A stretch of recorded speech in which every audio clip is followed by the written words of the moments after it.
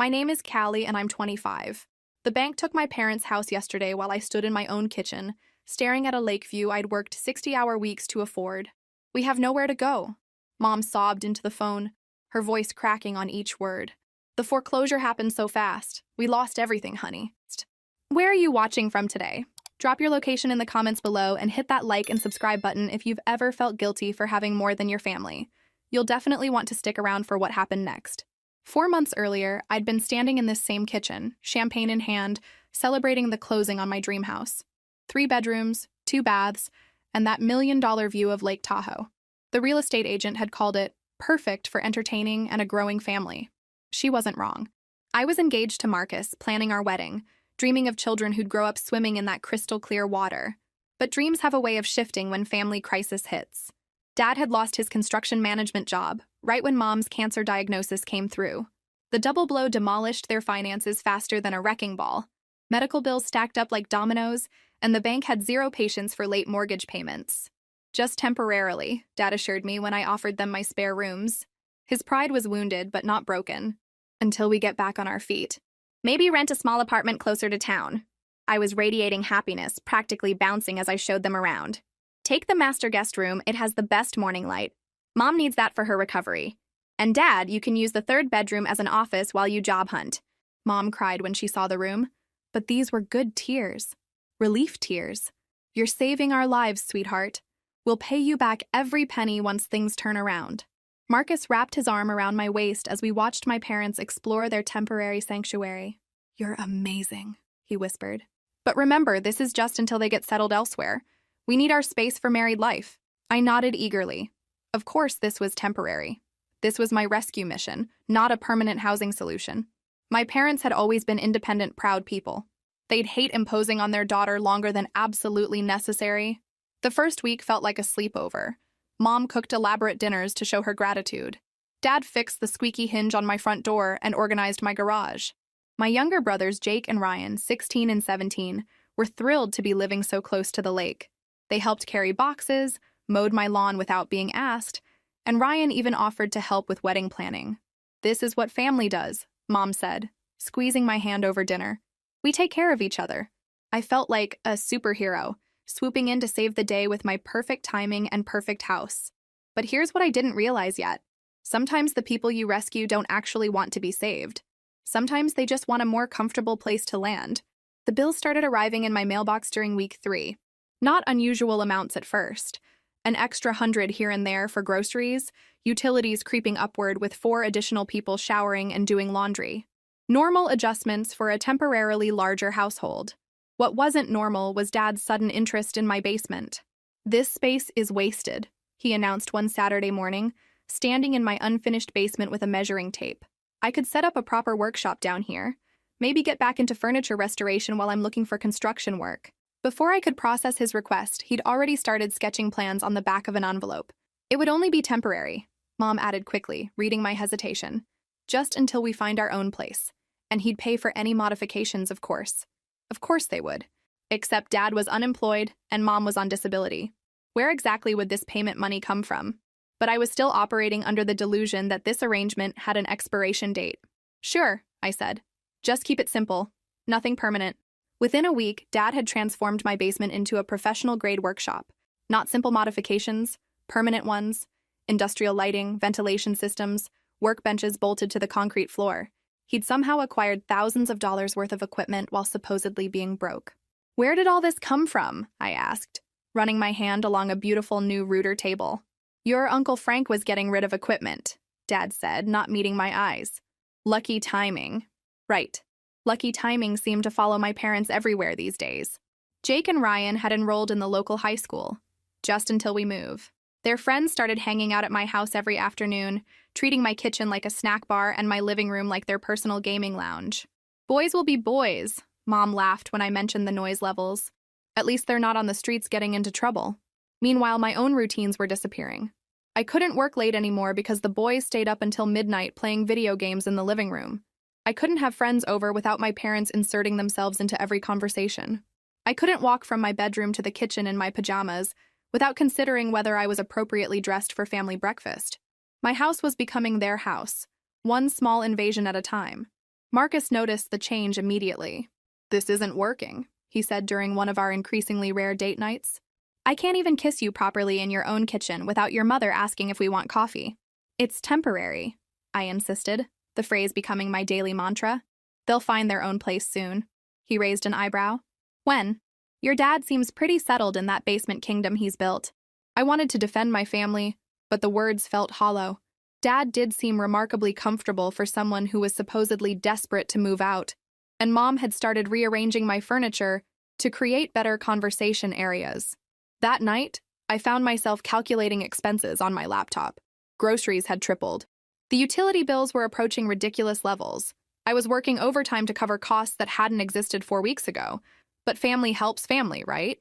This was just temporary sacrifice for the people I loved most. I closed the laptop and tried to ignore the growing knot in my stomach telling me that temporary was beginning to look awfully permanent. 2 months in, and my beautiful lake house felt like a boarding house where I was the only one paying rent.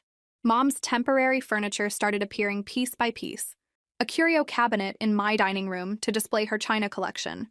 Her favorite armchair positioned by my fireplace, because the light is so much better here than in the bedroom. Dad's recliner appeared in my living room because his back needs proper support after workshop time. "Why, where exactly is all this furniture coming from?" I asked as Jake and Ryan carried in yet another box marked Mom's books. "Storage unit," Mom said, directing them toward my built-in shelves. "We couldn't bear to sell everything. Too many memories." Storage unit. They were paying monthly fees for a storage unit while claiming to be financially devastated.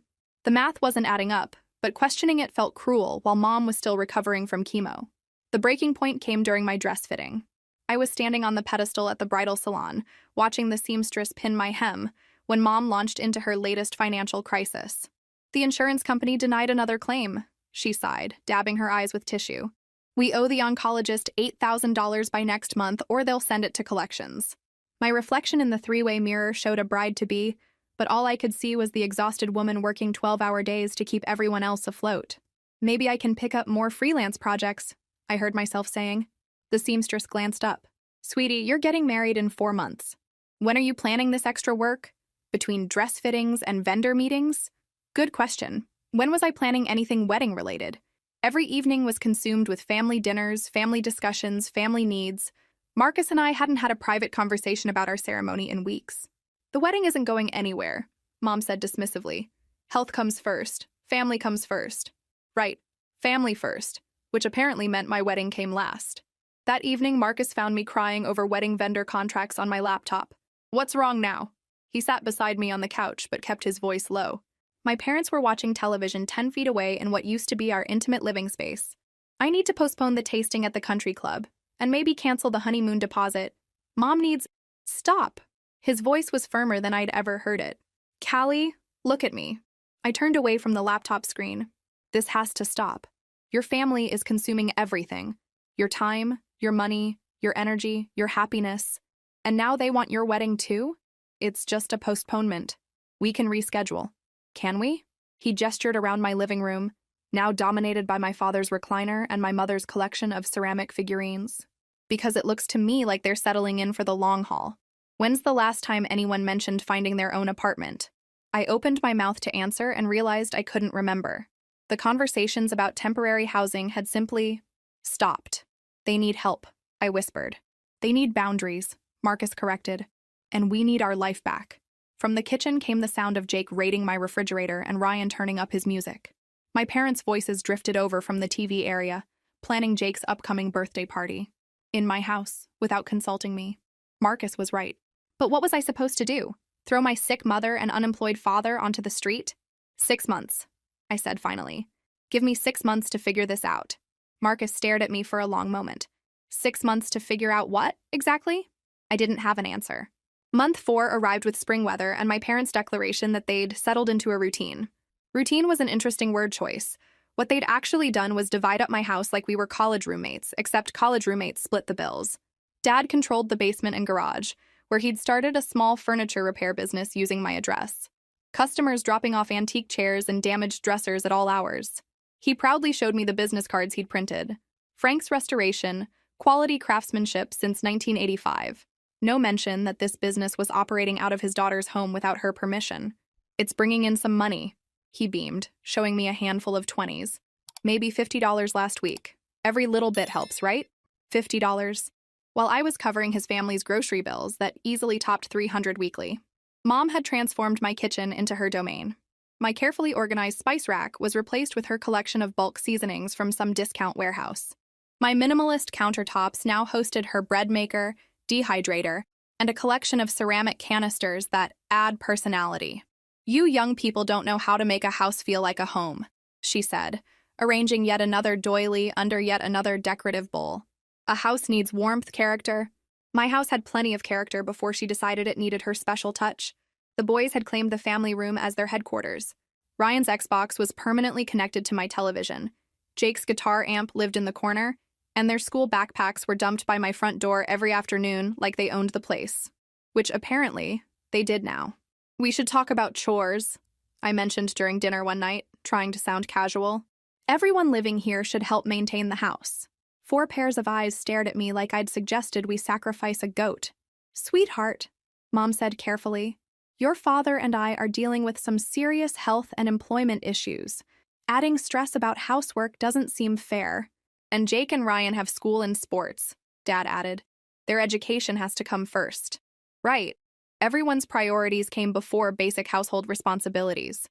How silly of me to expect the people eating my food and using my utilities to occasionally load a dishwasher. Marcus stopped coming over entirely. I feel like a stranger in your house, he explained over dinner at a restaurant downtown. Your family looks at me like I'm intruding on their space. Your space. I wanted to argue, but I'd seen the looks. The way Dad changed the television channel when Marcus tried to watch sports. The way Mom dominated conversations during dinner, never asking Marcus about his work or interests. The way Jake and Ryan treated him like an annoying older brother instead of their sister's fiancé. After we're married, it'll be different, I said. We'll have boundaries then.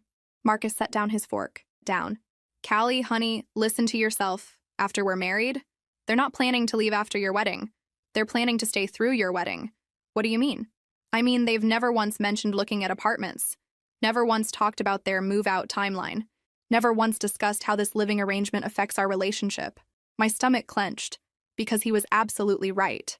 Your mom asked me yesterday if we'd consider postponing our honeymoon because she might need help recovering from a dental procedure.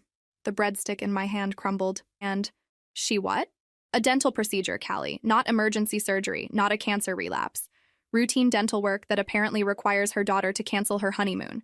I sat in that restaurant booth, watching my fiancé's patience finally reach its breaking point and realized something terrifying. My family wasn't temporarily staying in my house. I was permanently trapped in theirs. Wedding planning became a solo endeavor while my family transformed my home into their permanent headquarters. I'd sneak out during lunch breaks to meet with florists and photographers, making decisions alone that should have involved my fiancé.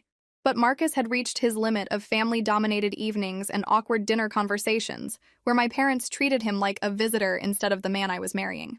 You know, Mom mentioned one morning while I was rushing to get ready for work, you're spending an awful lot of money on this wedding when we have real financial pressures. I paused, mascara wand halfway to my lashes. What do you mean? $8,000 for a photographer? That seems excessive when your father still owes money to contractors from his business. His business? The furniture restoration operation he was running out of my basement while contributing $0 to household expenses. The photographer is important to me, I said carefully. I want professional wedding photos. Mom sighed, rearranging the pill organizer she kept on my kitchen counter. I just think priorities matter, sweetie. Family needs versus wedding wants. Right. My wedding was a want, but Dad's workshop equipment had been a need. That afternoon, I got the call that changed everything. Miss Thompson. The voice was crisp, professional.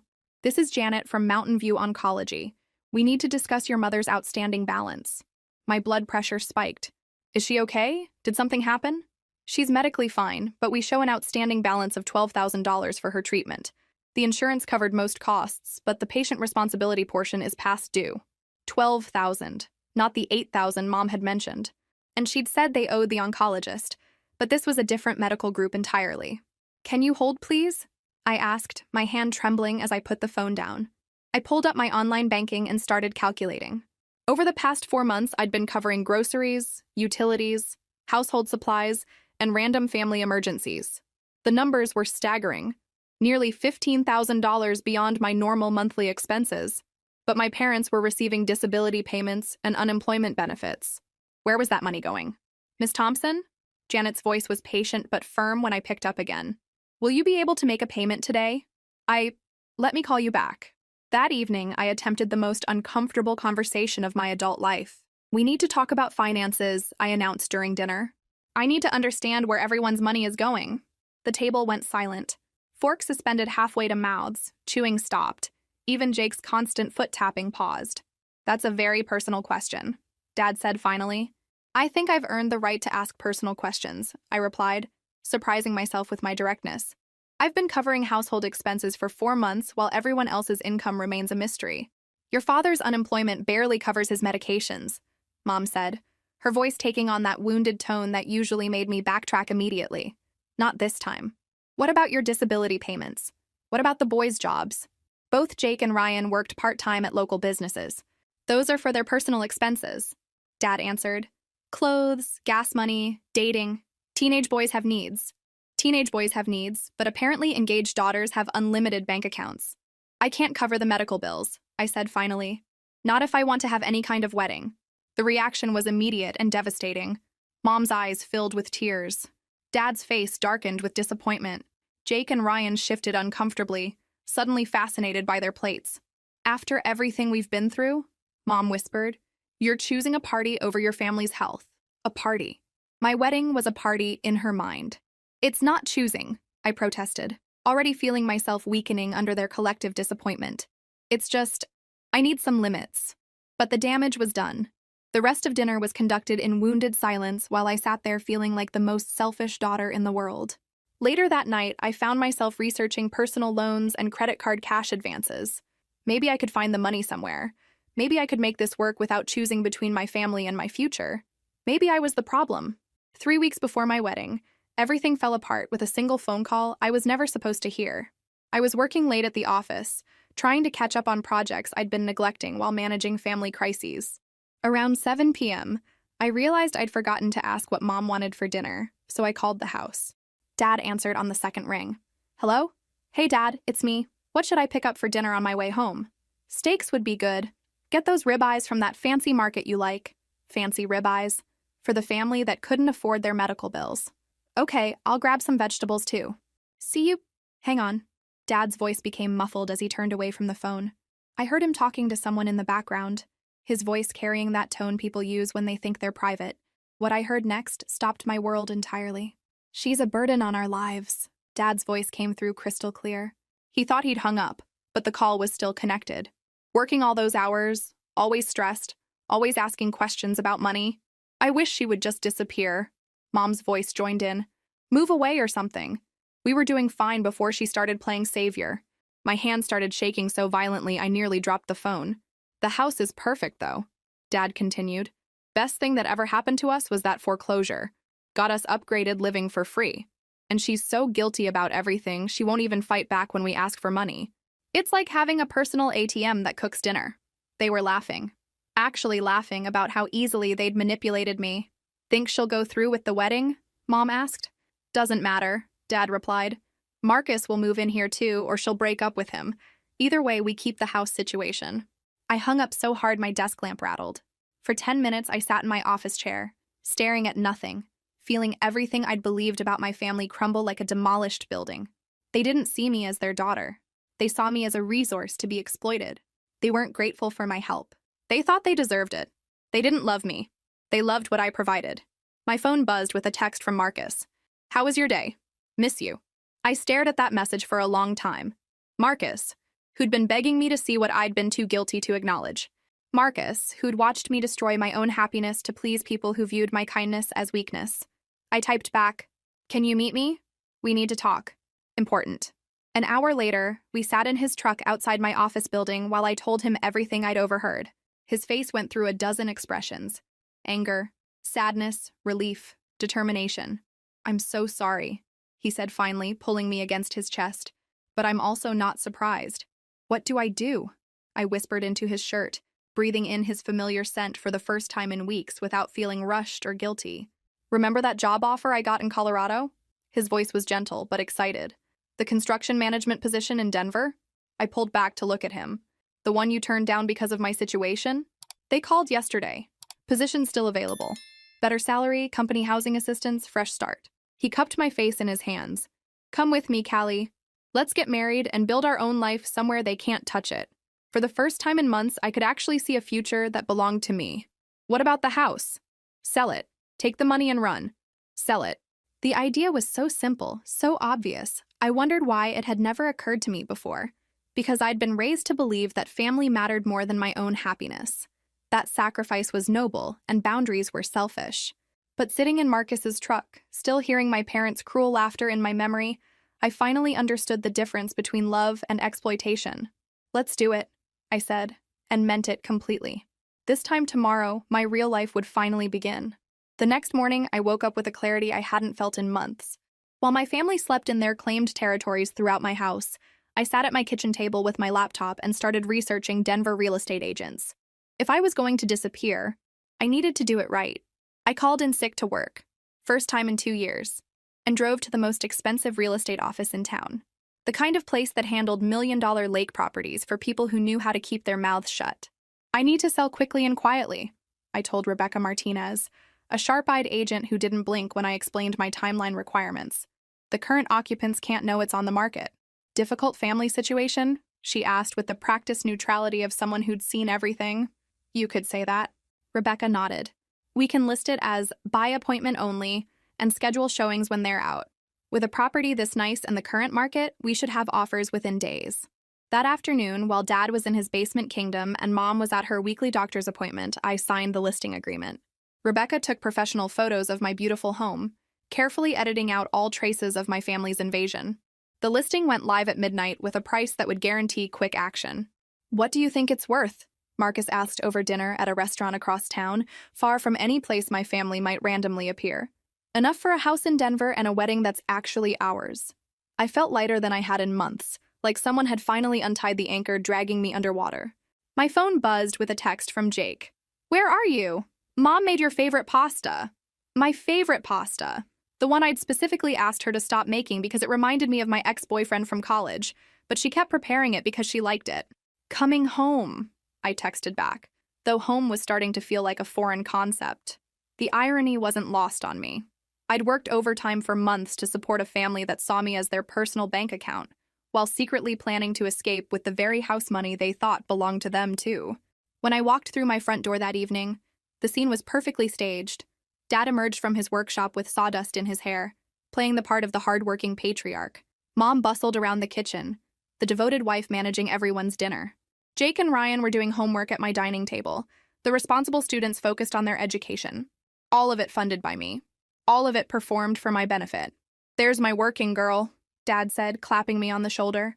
Long day building that nest egg? Building that nest egg? If only he knew how right he was. Rebecca Martinez called today, I said casually while helping Mom set the table. Something about property assessments in the neighborhood. Did anyone talk to a real estate agent? Mom frowned. No, why would we? We're not going anywhere anytime soon. This arrangement is working perfectly for everyone. Working perfectly for everyone.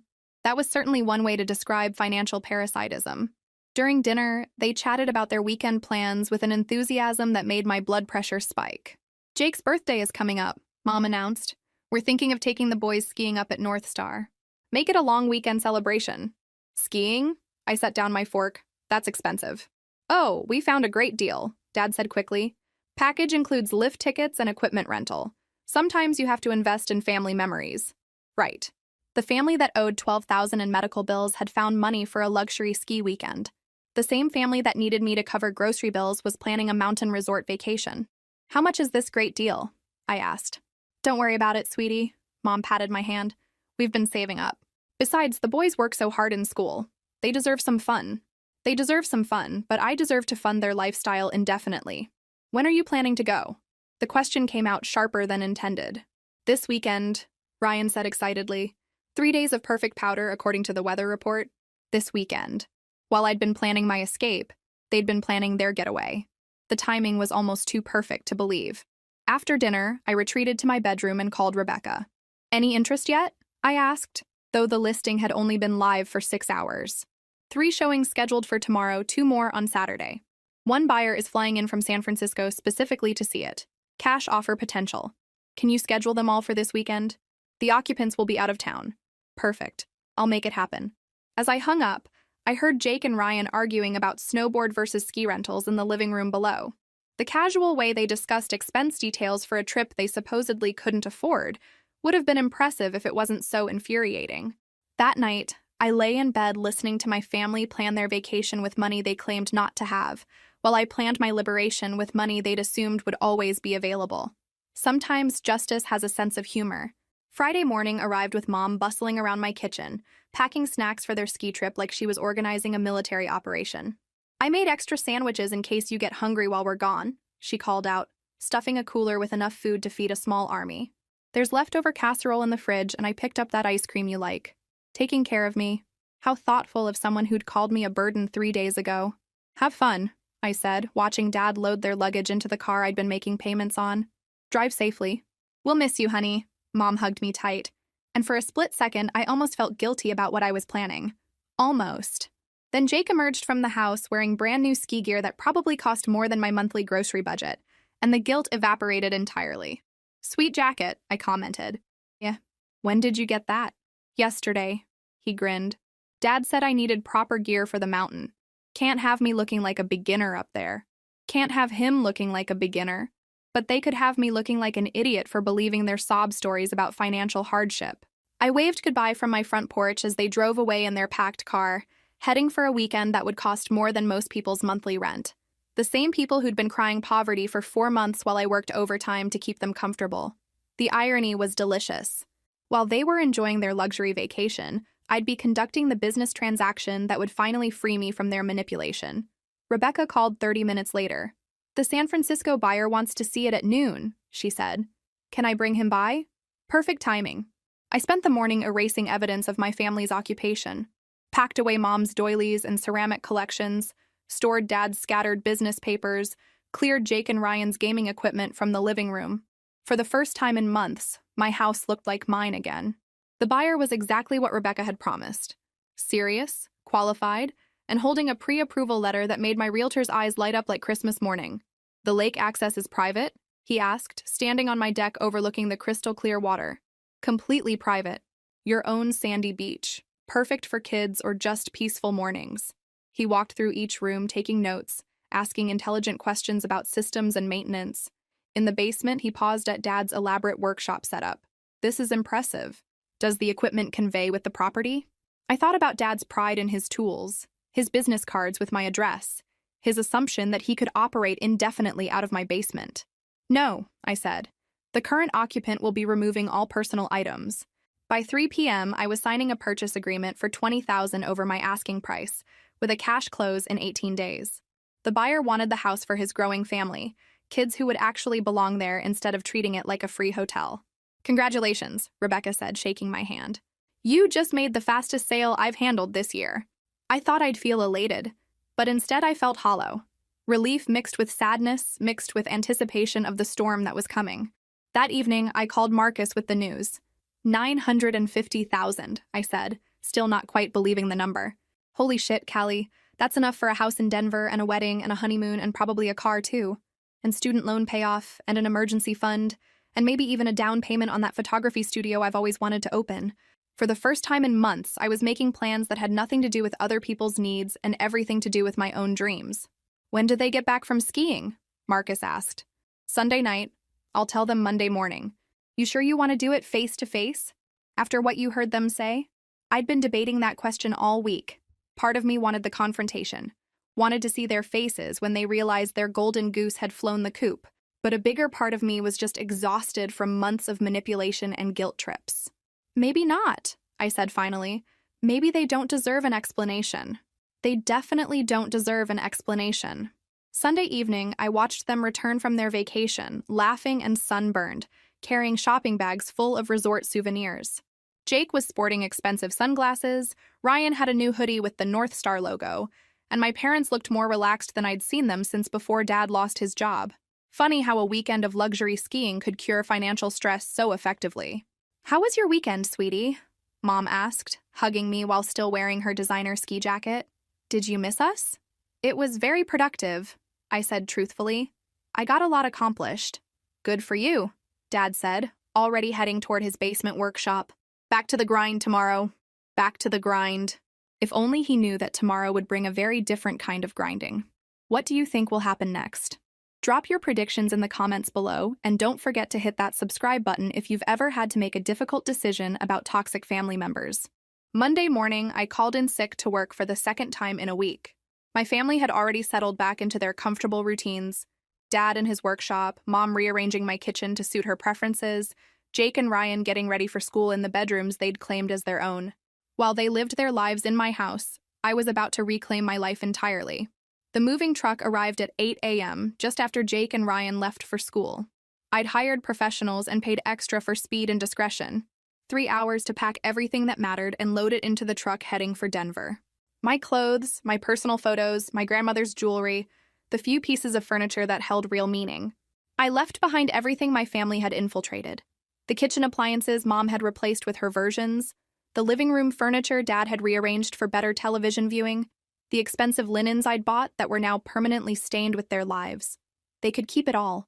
In 18 days, it would be someone else's problem.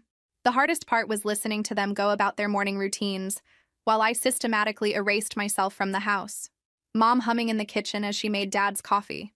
Dad's power tools humming in the basement as he worked on some client's project. The comfortable sounds of people who felt completely secure in their surroundings. By 11 a.m., the truck was loaded and pulling away from my lake house for the last time. I sat in my car for a few minutes, looking at the home I'd dreamed of for years, saved for, worked overtime to afford. It was beautiful. Perfect. Everything I'd wanted when I'd signed those mortgage papers 8 months ago. But it had never really been mine. Not once my family decided it belonged to them too. I pulled out the envelope I'd prepared and walked to the front door one last time. The letter inside was brief, direct, and probably the most honest thing I'd ever written to my parents. Your wish has come true.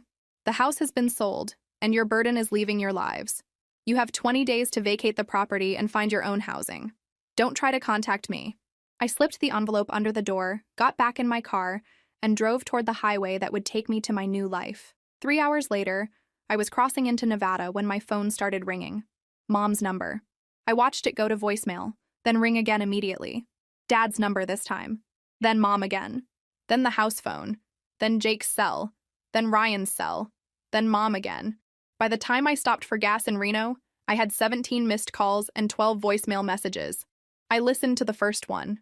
Callie, honey, there's been some mistake. Mom's voice was shaky, confused.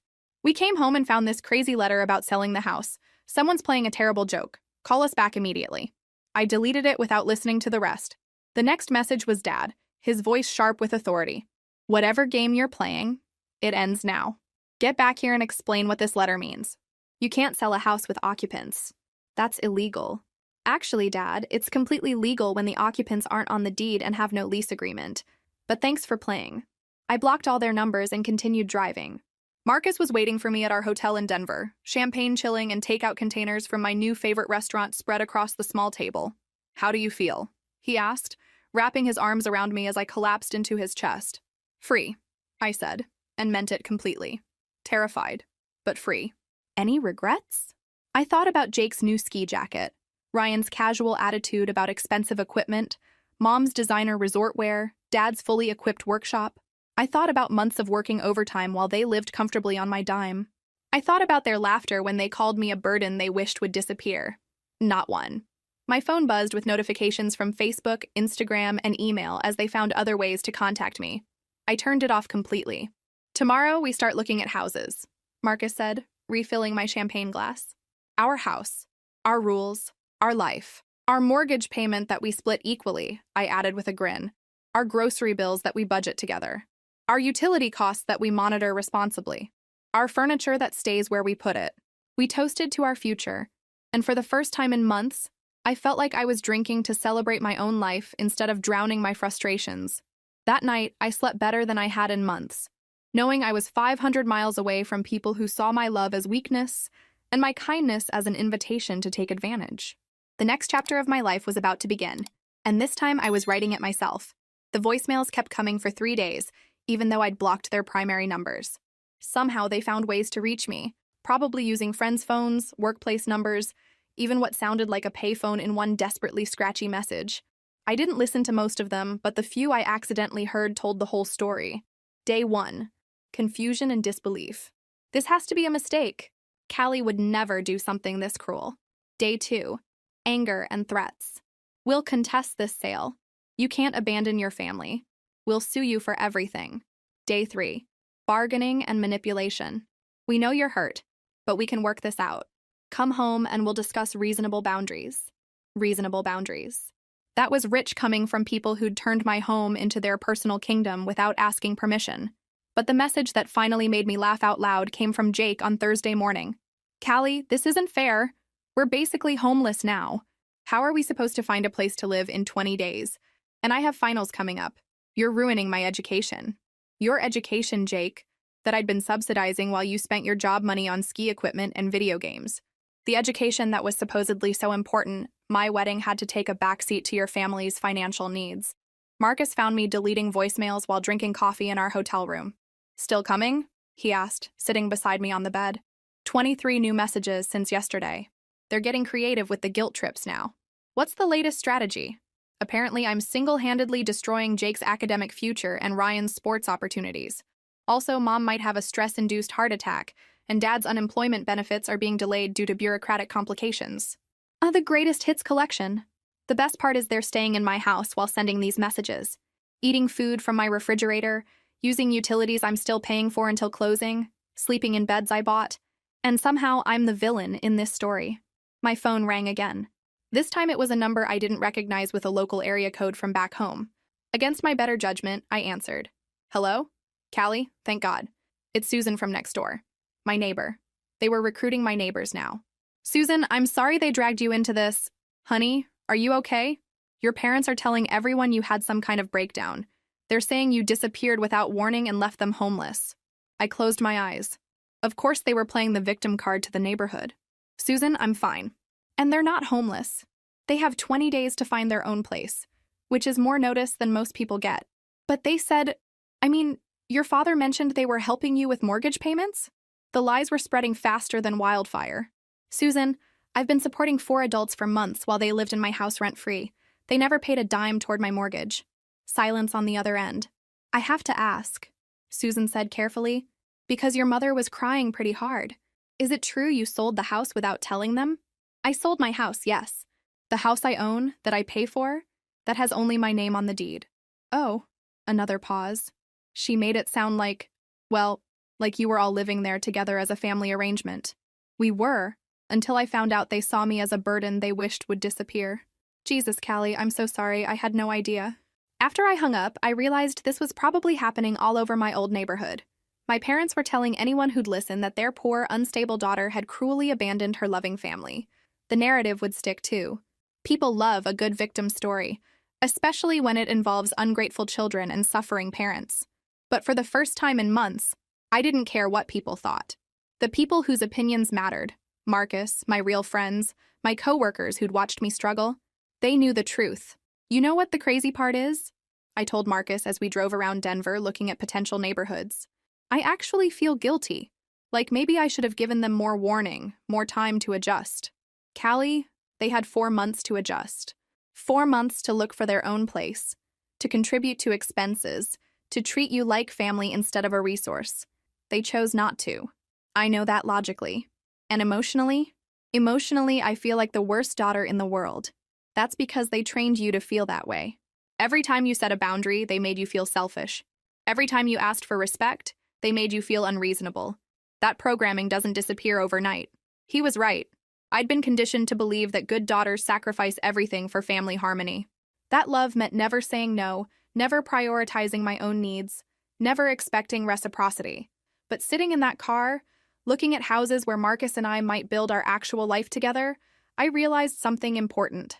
Real love doesn't require you to set yourself on fire to keep other people warm. Real family doesn't see your kindness as weakness to exploit. And real parents don't call their daughter a burden behind her back while smiling to her face. I was done feeling guilty for refusing to be their personal ATM with feelings. 6 weeks later, I was standing in the kitchen of our new house in Denver, wearing my wedding dress and watching Marcus adjust his tie in the reflection of our microwave. Ready, Mrs. Coleman? He asked, grinning at my reflection. Ready, Mr. Coleman. We'd gotten married at the courthouse that morning with 2 witnesses Marcus recruited from his new job site. No family drama, no financial stress, no guilt trips about wedding expenses. Just 2 people who loved each other making it official in front of a judge who probably performed a dozen ceremonies that day. It was perfect. The house was perfect too. 3 bedrooms in a quiet neighborhood with a backyard big enough for the dog we were planning to adopt and the kids we hoped to have someday. Most importantly, the mortgage payment was something we could afford together, without either of us working overtime or sacrificing our dreams. Any regrets? Marcus asked for the 100th time since we'd signed the papers. About the wedding, the house, or the family situation? All of it. I looked around our kitchen, our dishes in our cabinets, our coffee maker on our counter, our wedding photos stuck to our refrigerator with magnets we'd chosen together. Not one. My new job at a Denver architecture firm was everything I'd hoped for. Better salary, reasonable hours, colleagues who respected my work instead of treating me like an inexhaustible resource. I was designing buildings again instead of just managing other people's financial crises. Marcus was thriving too. The construction company had promoted him to project supervisor within his first month, and he came home every day excited about his work instead of stressed about family dynamics. Your phone's been quiet today, he observed, pulling our wedding cake out of the refrigerator. It had been quiet for 2 weeks now. After blocking 17 different numbers, changing my social media settings, and having a lawyer send a cease and contact letter, my family had finally gotten the message. Or so I thought. The next morning, I was getting ready for work when Marcus called from the living room. Callie, you need to see this. I found him standing by our front window, holding back the curtain slightly. Don't look obvious, but there's a car across the street that's been there since I left for my run. Someone's sitting in it. My stomach clenched. What kind of car?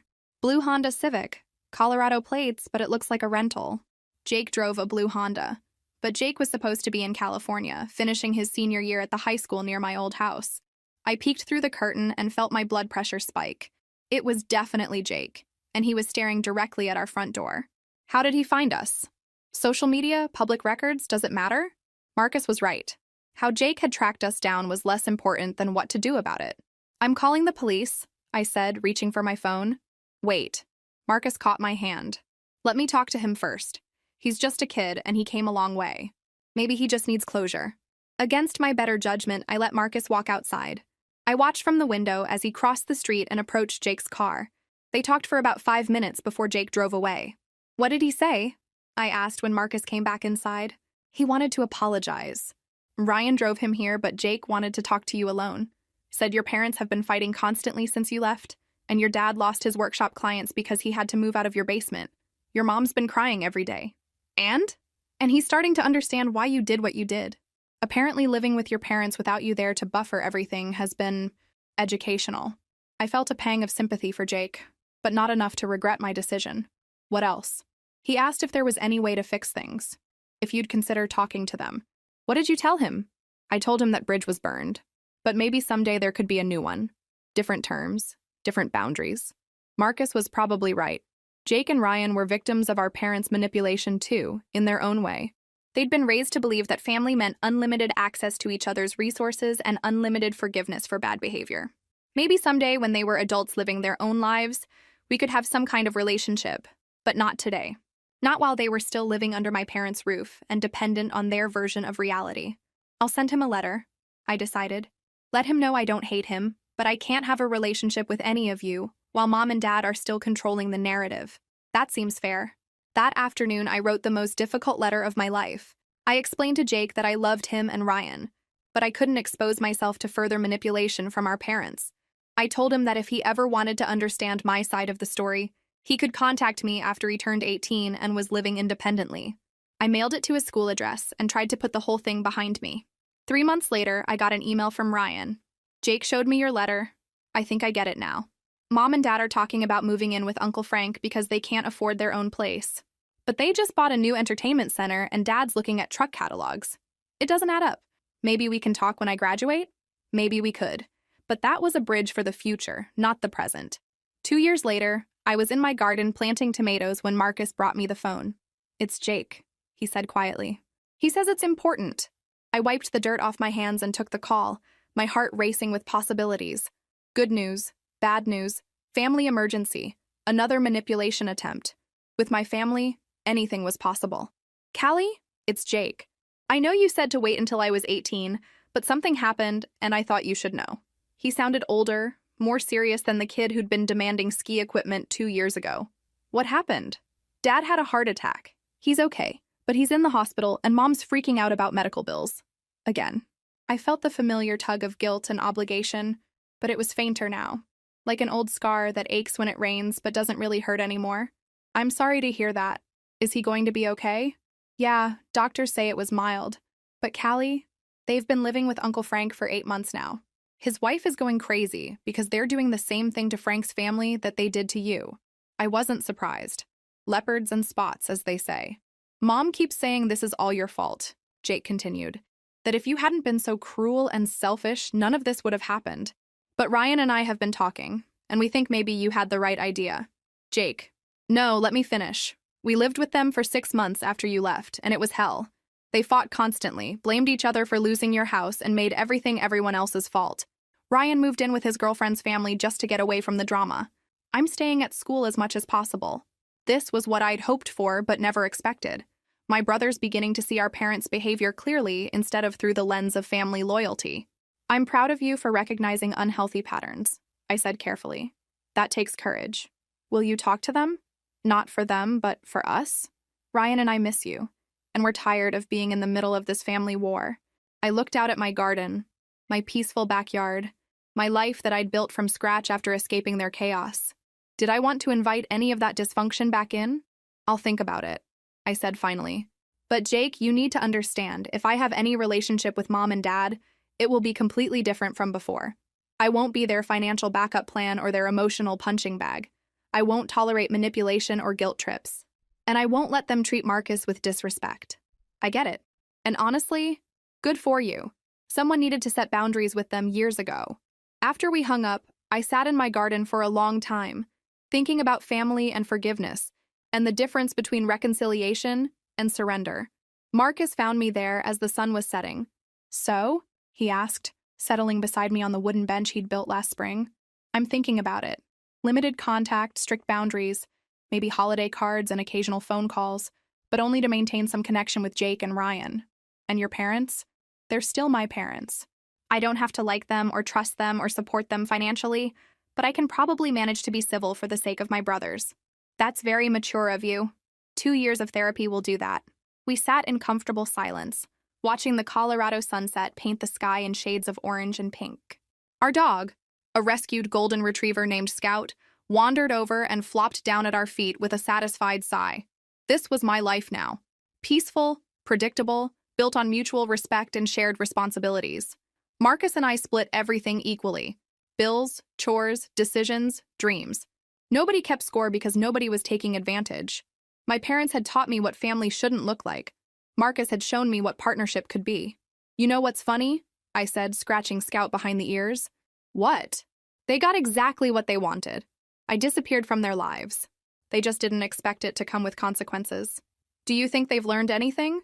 I thought about Jake's description of their ongoing financial chaos, their cycle of dependency from one family member to the next, their continued refusal to take responsibility for their own choices. Probably not. But that's not my problem anymore. 6 months later, I sent a brief email to my parents. I told them I was willing to maintain limited contact for Jake and Ryan's sake, but that any relationship would require acknowledgement of past harm and commitment to respectful boundaries going forward. Their response was predictable, a mixture of defensive justifications and tearful manipulations. They were hurt that I could hold a grudge so long. They were disappointed that I'd choose strangers over family. They were confused about why I couldn't just forgive and forget. I didn't engage with the manipulation. Instead, I sent one final message.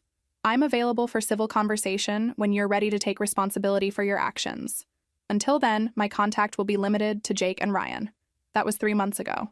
I haven't heard from them since. But Jake and Ryan both have my phone number now, and we text occasionally about normal sibling things, their jobs, their relationships, their plans for college.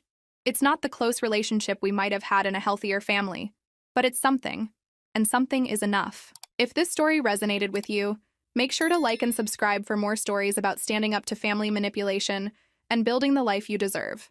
Remember, you can love your family and still protect yourself from their dysfunction. Sometimes the kindest thing you can do is refuse to enable destructive behavior. What would you have done in Callie's situation? Drop your thoughts in the comments below.